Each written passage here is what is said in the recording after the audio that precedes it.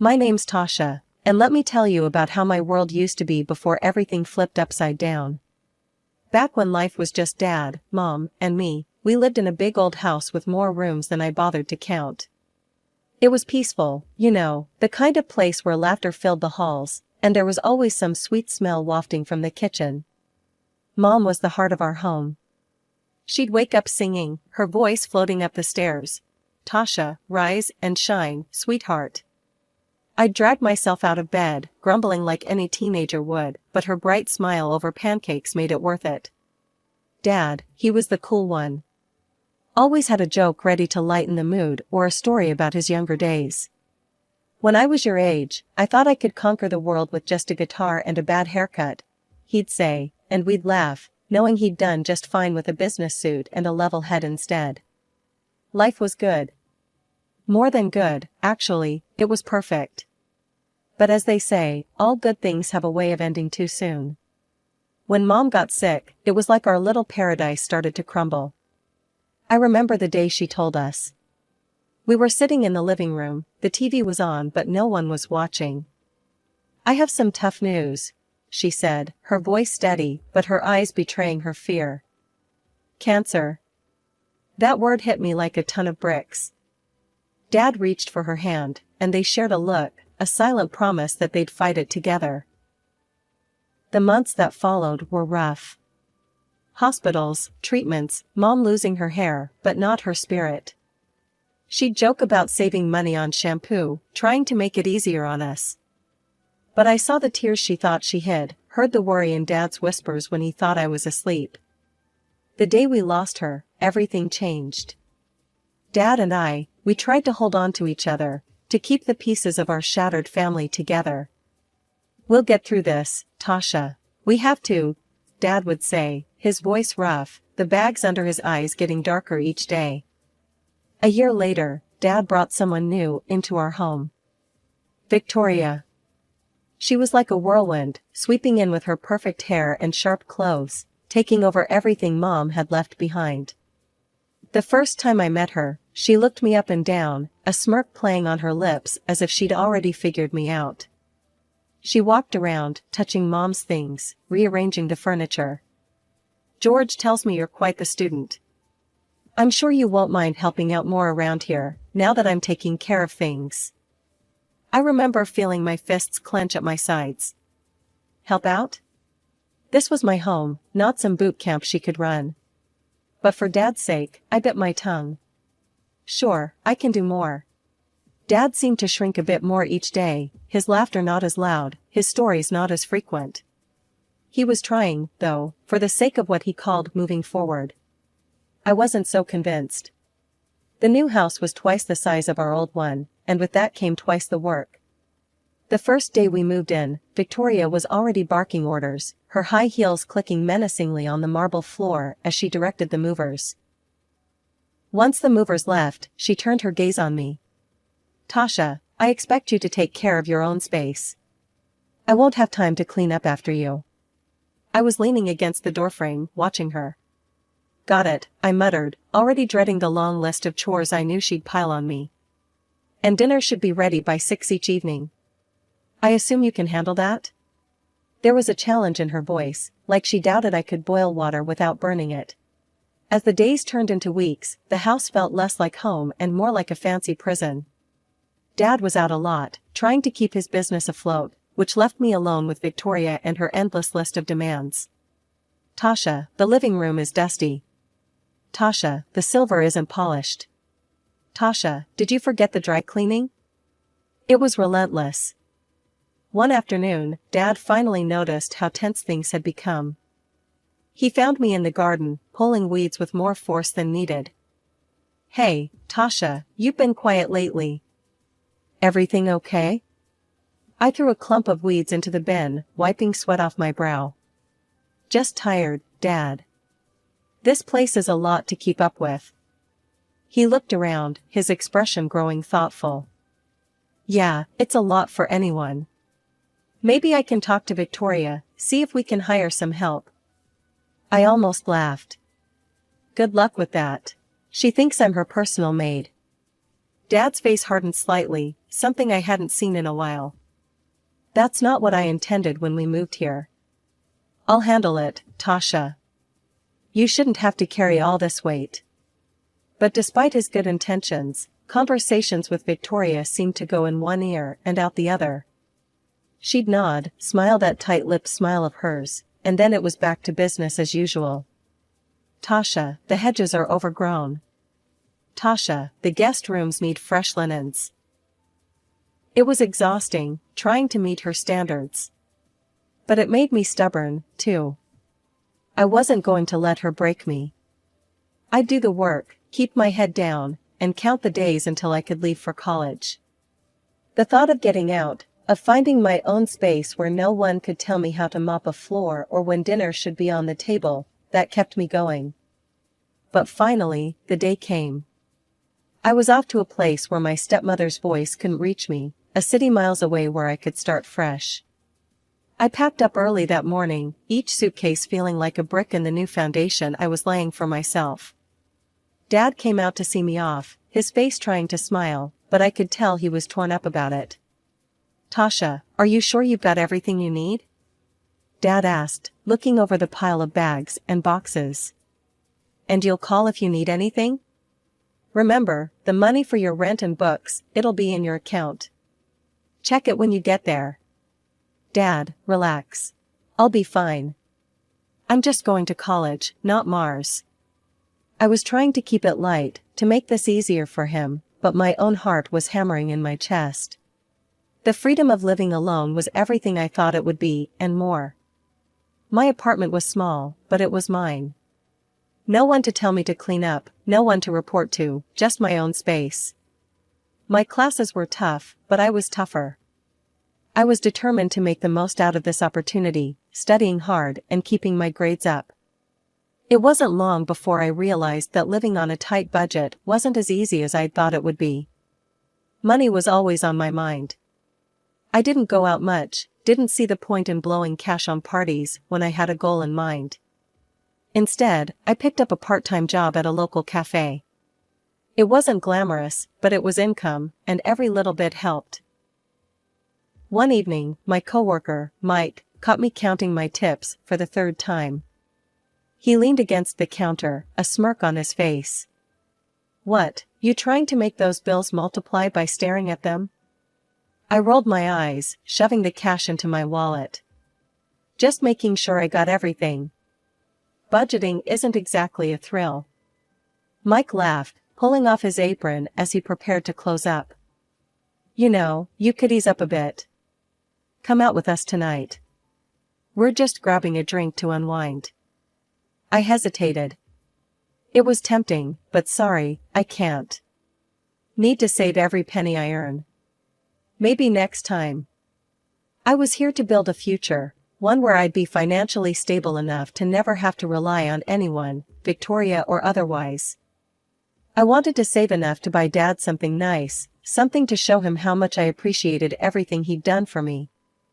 Just when I thought I had my life at college figured out, everything started to unravel.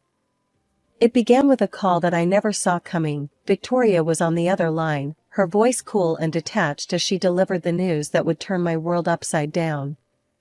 Tasha, your father's hit a rough patch financially, she said without a hint of sympathy. We're tightening belts around here, and, unfortunately, this means we can't send you money for your rent anymore. The line went dead before I could protest further. I was stunned, the reality of my situation slowly setting in. No more money meant no more apartment on my own, no more safety net. I had to act fast. I explained my situation to Jenny, my college friend and classmate. She was as kind-hearted as they come, always ready to lend a hand or an ear, whichever you needed more. Tasha, that's awful. Look, why don't you move in with me? We could split the rent, and it'll be cheaper for both of us, she offered, while we were studying in the library. Moving in with Jenny was a breath of fresh air during a suffocating time. We shared costs, which made life somewhat more manageable, but just as I was adjusting to this new normal, another blow came 6 months later. Victoria messaged me on a social network this time. No more money for tuition either. Your father's situation hasn't improved. You need to stand on your own now. Reading those words, I felt a mix of anger and despair. My savings were meager at best, eaten away by bills and necessities. I tightened my budget even further, cutting down on everything non-essential, especially food. Meals became smaller, more about sustenance than enjoyment, and my clothes started hanging looser on my frame. One evening, Jenny knocked on my door, her arms laden with grocery bags. She must have noticed my weight loss. "Hey, I picked up some extra stuff. Made too much dinner, too. You should come eat with us." I peeked out, seeing the warm light and smelling the food from the kitchen. My stomach growled, but I shook my head. "Thanks, Jen, but I can't. I need to save every penny. I've got to pay for tuition somehow." Jenny frowned, setting her jaw stubbornly. "Tasha, you need to eat. And you're not paying for this, okay? It's just leftovers." I wanted to argue, to maintain that thread of independence I was clinging to, but another growl from my stomach betrayed me. "Okay, maybe just a little. Thanks, Jen." As the semester wore on, I threw myself into my studies with even more fervor, if that was possible. The only way out of this financial mess was through scholarships, and I wasn't about to let anything jeopardize that. Jenny often tried to coax me into taking breaks, coming to parties, or just hanging out with friends. "Tasha, come on, you can't study all the time. Come out with us tonight. It'll be fun, and you need a break." I always had the same answer. "I can't, Jen. I really need to ace these exams." "But you're always working or studying. When do you ever relax?" Jenny protested, her concern evident. "Relaxing doesn't pay the bills," I replied curtly, my eyes never leaving my books. As the pressure mounted, my body began to feel the strain. Long hours at my jobs, followed by longer nights of studying, left me exhausted, running on fumes. But I couldn't stop, not when I was so close to earning that scholarship, not when my entire future was on the line. The shift at the diner had dragged on forever, and by the time I clocked out, the sun was already painting the sky with streaks of orange and pink. Exhausted didn't even begin to cover how I felt, but classes waited for no one, and I had a midterm to prepare for. Dragging my feet to my apartment, I planned to grab a quick shower and head straight to campus. However, as I reached for my keys, a wave of dizziness washed over me. The world spun wildly, and the ground seemed to rush up to meet me. The last thing I remembered was the cold pavement against my cheek, then darkness. I woke up with a start, the sterile smell of antiseptic flooding my senses. Blinking against the harsh fluorescent lights, I found myself in a hospital bed, and 4 drip attached to my arm, and Jenny sitting by my side, her expression a mix of relief and worry. "Tasha, you're awake. God, you scared me. I found you passed out outside your apartment," Jenny said, her voice shaky. "You collapsed, Tasha. The doctors said you're severely malnourished and dehydrated. You've been pushing yourself too hard. You need to rest." Rest was a luxury I couldn't afford. Not now. Not with everything hanging by a thread. But arguing felt like running a marathon, and I didn't have the energy. After a couple of days under observation, I was discharged with strict instructions to take it easy. Instructions that might as well have been written in sand, for all the good they did. I headed straight home, my body weak, but my mind racing with all the things I needed to catch up on. Once home, I tried calling Dad. I needed to hear his voice, to tell him what happened. Maybe, just maybe, he could help. But the calls went straight to voicemail. Frustrated and feeling more alone than ever, I dialed Victoria's number next. She picked up on the 3rd ring. "Yes? It's Tasha. I started, but the words tangled up, thick with emotions I couldn't control. "Your father is out of the country. Business," she interrupted sharply. "And before you ask, no, we can't help. You're on your own." Her words hit like a slap. But "There's nothing more to discuss, Tasha. You're an adult. Handle it." The line went dead, leaving a ringing silence in its wake. I sat there, phone in hand, the weight of her dismissal, crushing. It was then, in that quiet apartment, that the reality of my situation truly sank in. I was alone. Utterly and completely. Exams were creeping up, looming over me like dark clouds ready to burst. The stress was a tangible thing, wrapping its fingers around my throat, making it hard to breathe. To keep up with my studies, I had no choice but to let go of one of my jobs. Money, already a trickle, now felt like it had dried up to a few last drops. Sitting across from Jenny in the little diner we frequented, I fiddled with the edge of the menu, my stomach growling but my wallet painfully thin. "Stop looking at the prices, Tasha. I've got this, okay?" Jenny said, her voice firm but gentle. She was trying to be supportive, but accepting help never got easier. "I'll pay you back. Every cent," I muttered, feeling the weight of each word. Jenny rolled her eyes, a smile tugging at her lips. Yeah, I know. Just order something hearty, alright? You look like you could use it." Reluctantly, I ordered the cheapest meal, my pride aching with every word. But Jenny was right, I needed the energy, especially now. As the exams rolled in, one after the other, I poured everything I had into them. Nights blurred into days, textbooks and notes scattered around me like a fortress. When the results came in, I couldn't believe my eyes, straight A's. A tuition bonus followed, a small but significant light at the end of a very dark tunnel. I should have been over the moon, but all I could do was collapse into bed, my body and mind shutting down from sheer exhaustion. I slept for days, missing calls and messages, the world moving on without me. One night, wrapped in the solitude of my small apartment, I dreamt of Mom. She was in our old kitchen, humming a tune, her smile warm and inviting.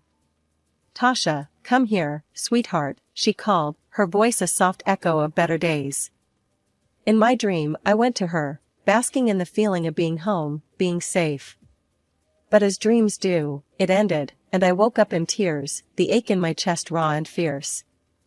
The emptiness of the apartment was suffocating, and a desperate need to connect with her overwhelmed me.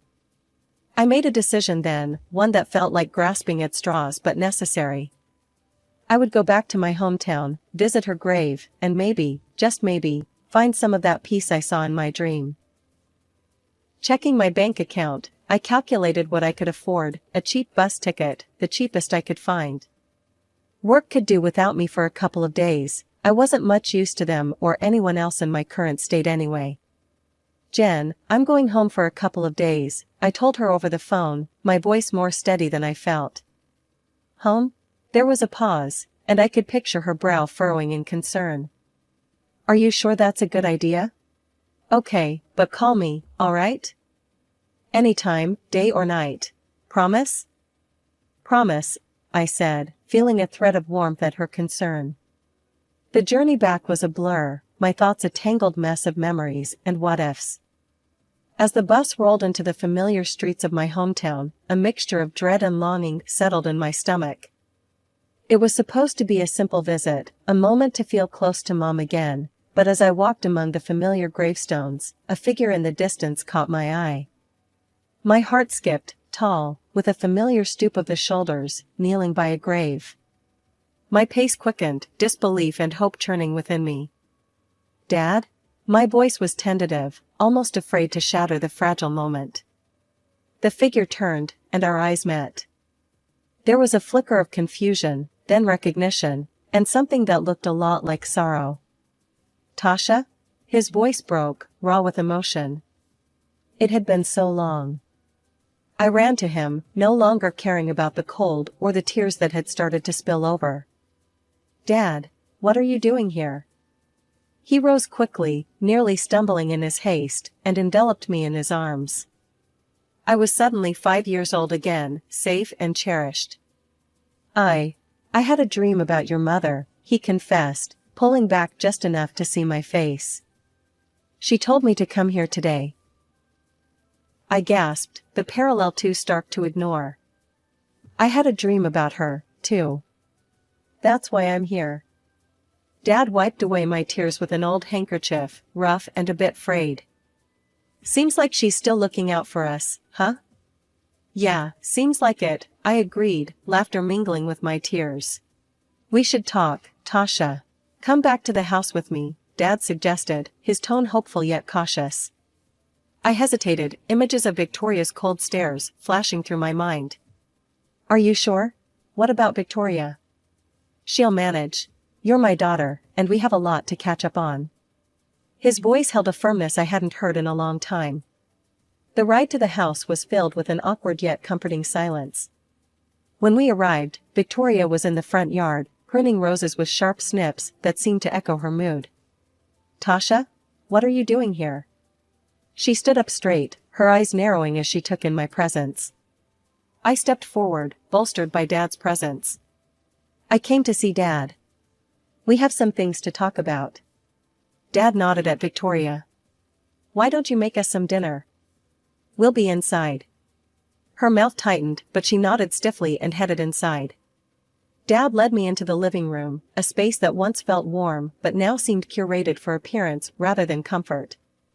The tension in the dining room was thick enough to cut with a knife. Victoria, looking paler than usual, was fussing about leaving the house on some urgent errand, but Dad's voice stopped her cold. Sit down, we're not done here.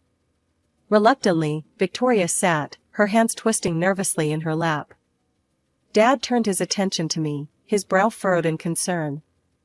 Tasha, you've lost so much weight. Are you on some sort of diet? I shook my head, a bitter laugh escaping me. Diet? Hardly. It's not choice, Dad, it's necessity. I've been struggling to make ends meet because I've been paying for my tuition and all my living expenses by myself. His confusion was apparent. What are you talking about? I've been sending $3,000 every month to cover your expenses. It's been sent to your account on the 15th every month without fail. I stared at him, stunned. What? Dad, I haven't seen a dime of that money for the last 2 years. I've been working 2 jobs just to pay my bills and tuition. The color drained from Dad's face as he turned to Victoria. Is this true? Where's the money, Victoria? Victoria stood up abruptly, her chair scraping loudly against the floor. I needed it. It wasn't supposed to be permanent. Dad's voice was a low growl. Tell me everything. Now. She hesitated, then spilled the beans. I got involved in a financial pyramid scheme. I thought I could make a quick buck, turn around our financial woes, but I ended up in debt. The people I dealt with, they're not the kind you say no to. I used Tasha's money to pay them off. I thought I could replace it before anyone noticed. Dad's hands were shaking. You endangered my daughter's health, her education, over a get-rich-quick scam? And you hid this from me? I didn't know what to do, Victoria whimpered, her usual composure shattered. You're going to leave. Tonight, Dad said firmly, standing up. And we're done here. I want a divorce. After Victoria hurriedly packed some belongings and left, Dad turned to me, his eyes filled with sorrow. Tasha, I'm so sorry. I had no idea. From now on, I'll handle your finances directly. No more middlemen. I managed a small smile. Actually, Dad, I got a scholarship recently.